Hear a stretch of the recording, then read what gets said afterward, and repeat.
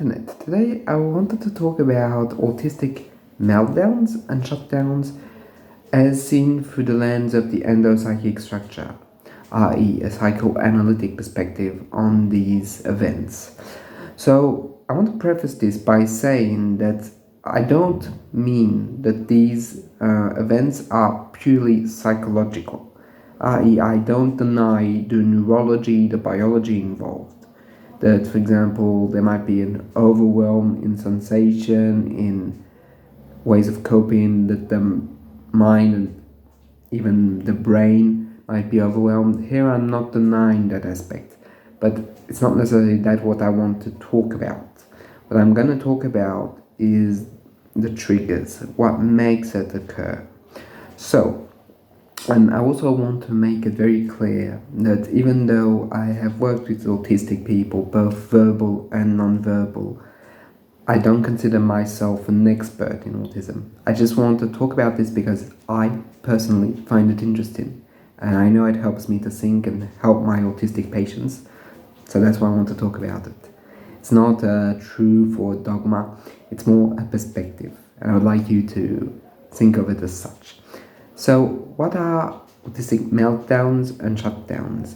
Well, let's start with the meltdowns. Meltdowns are moments where the autistic individual can no longer cope. That no longer coping provokes a moment of outburst. That outburst can be very varied. It can go through, the person can be self-harming, they can also break objects, they can start crying, shouting, hitting the floor, banging their head on the wall. It's very varied, but the idea is a bit like if a bomb went off and there's an outburst of something that wasn't there or didn't seem to be there at the beginning. So an explosion of phenomena of their subjectivity that just comes up and it's unstoppable. The emotion is no longer stoppable by ordinary means like talking, or at least telling them to calm down. Like, that's the worst. You should never tell them to calm down because they're suffering, and that explosion is a form of intense, tense pain that they're trying to evacuate. Now, what about autistic shutdowns? Shutdowns are the opposite. They are about withdrawing in oneself. In these moments, the people might stop talking, they might dissociate, they might just go inwards into the inner world, the Eigenwelt, if we were to use phenomenology, meaning that they do not respond to the world outside. They feel at safety within. So why do I find that those phenomena can be understood via Fairbairn's analysis? Well, in my practice as a psychologist, what I have often seen for autistic people who are verbal and high functioning is that these moments of crises never seem to occur ex nihilo. They always seem to be triggered by events. And what I have often seen as a clinician is that those events are intrinsically linked to the relationship with others. What I mean by that is that, for example, people are going to, let's say, a completely fictive example, go to an event. An autistic person is going to go to an event. And of course, they might be overstimulated, oversaturated by the noise, by the music, by the visuals, the colors, and so on and so forth. But often what happens is that there is a moment with another person which makes everything worse, and worse in a real sense. So what is happening in those moments? Often in those moments, it's even if the person is not malignant, the person talking with the autistic person isn't malignant, they often miss the mark, or even worse, emit a judgment, something that the autistic person in that moment cannot cope with. And what I think is that unconsciously what is happening is that there is a dynamic that is created, that this relationship becomes bad, and becomes bad under the prism of the other person is like rejectful of the autistic individual, meaning that instead of welcoming them, they push them out. That rejection is what Fairbairn called the rejecting object. there's an exclusion. And I think it's more than just a simple state of like dislike. It's like the autistic person really feels that like the person is rejecting not just their behavior but who they are at their core, which provokes a deep sense of dread and anxiety. An anxiety that can no longer be contained by normal self-soothing mechanisms, and it's so extreme that the person has to, in a way, express the emotion, push the emotion out of themselves into the outside world to be able to create the space necessary to be able to just detach from it. In a way, it's like the emotions inside are made manifest by the meltdown. And what I have also witnessed is that often when that bad interaction, because that's what it fundamentally is, that bad interaction occurs, the autistic individual feels that they are alone, completely isolated, that others could only ever hurt them. That deep sense of others can only hurt them, which isn't paranoid at that moment. It's like others, even if they're good intentioned, and the autistic person does know that, there's a feeling of complete despair that takes over. And that despair is like, because the others are bad, I have to protect myself from them. I have to push them away because if not, they're going to hurt me. That sense that they're going to hurt me is, I think, also one of the reasons why the meltdowns occur. It's like trying to push as far away as they can, trying to create distance with others. And often what I have witnessed is that if these bad interactions had not occurred, there would not have necessarily been a meltdown. The meltdowns seem to me to be intertwined with relationships on the whole. And often what I have seen through my work is that once you talk about it, it seems that those meltdowns also echo a lot of trauma that the autistic person has already experienced in their lives. And that echo in their minds is also what triggers this whole approach of rejection and the fear of rejection. And over that fear of rejection, there is a fear of being destroyed by the other, the fear of their being completely broken. And the meltdown is if we were to interpret this, is a form of ultimate tentative to try and assert their existence by showing their emotional state, by forcing the understanding of the phenomena, even though they might be alone, right? It's not to say that they're necessarily going to show this consciously, but I think that externalization of the process is an attempt to call upon a good relationship, or to try and at least reject the bad relationship that has been experienced. I think also that in these moments of meltdowns, all the traumas, as I was saying, accumulated and come out at the same moment. It's an anti-libidinal process, if we are to use Fairbairn's model, that in a way the individual awakens of an unconscious fear of being destroyed by the other, being rejected, being completely isolated. And it's a fear so deep that the autistic person has to protect themselves, has to survive this moment.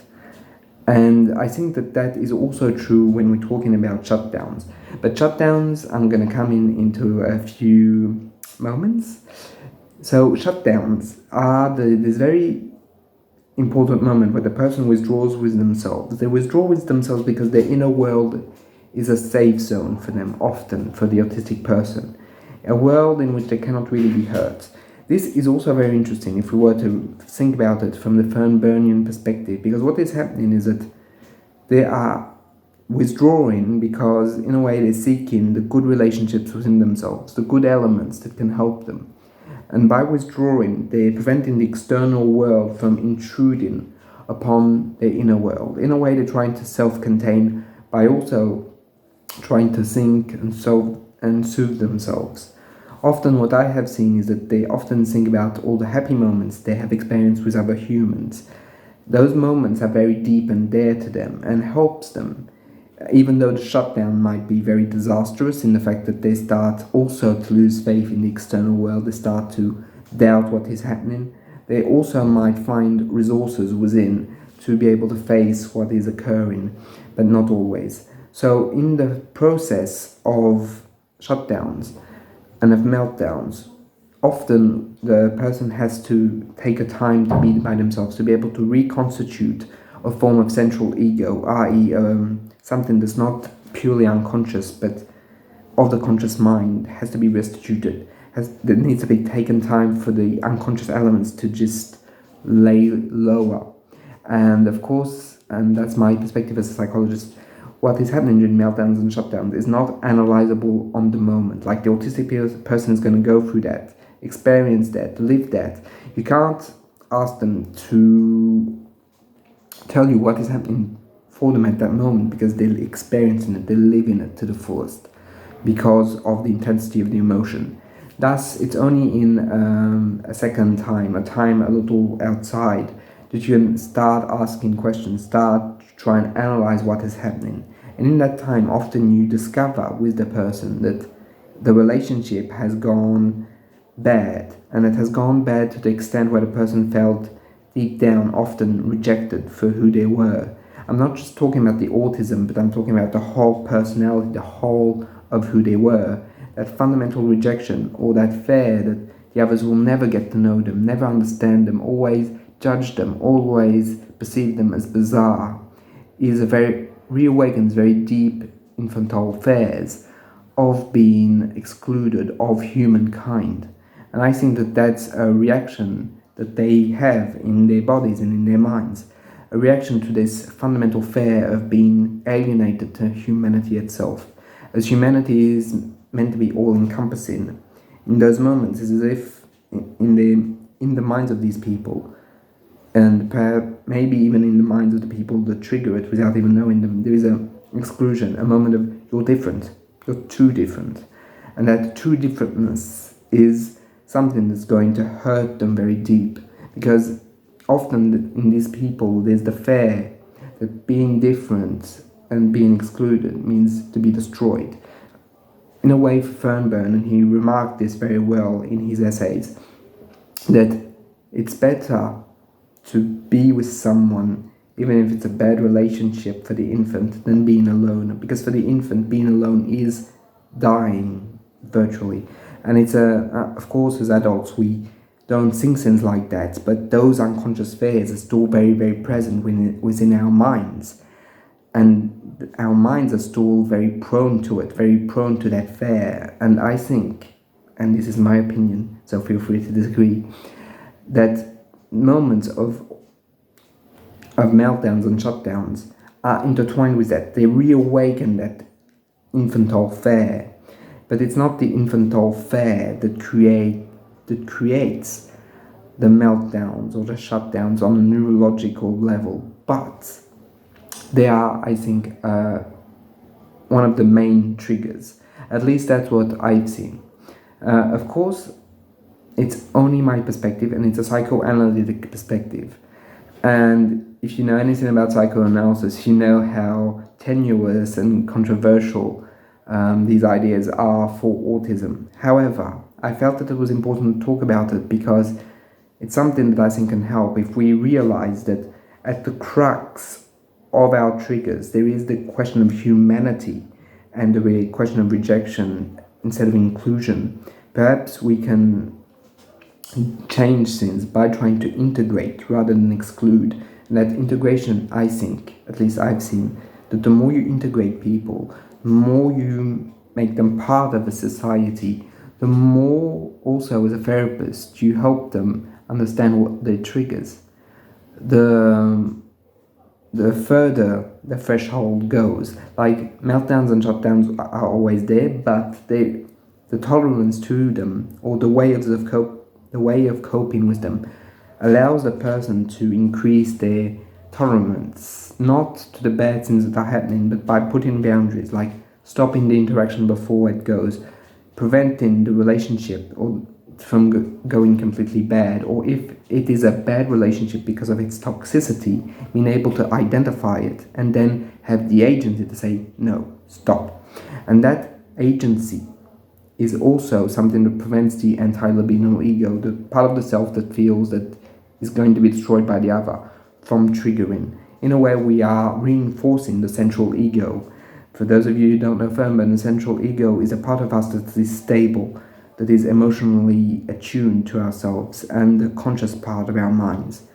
And by putting boundaries, by understanding these processes, by analyzing meltdowns and shutdowns, we are co-building with the autistic patient a form of central ego and ideal object, i.e. a good enough relationship that helps the central ego stabilize. So that's my take on it.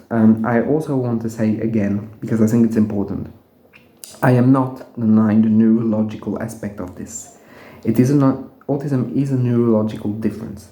However, I don't think it's ex nihilo, as I was saying. It doesn't come out of nowhere.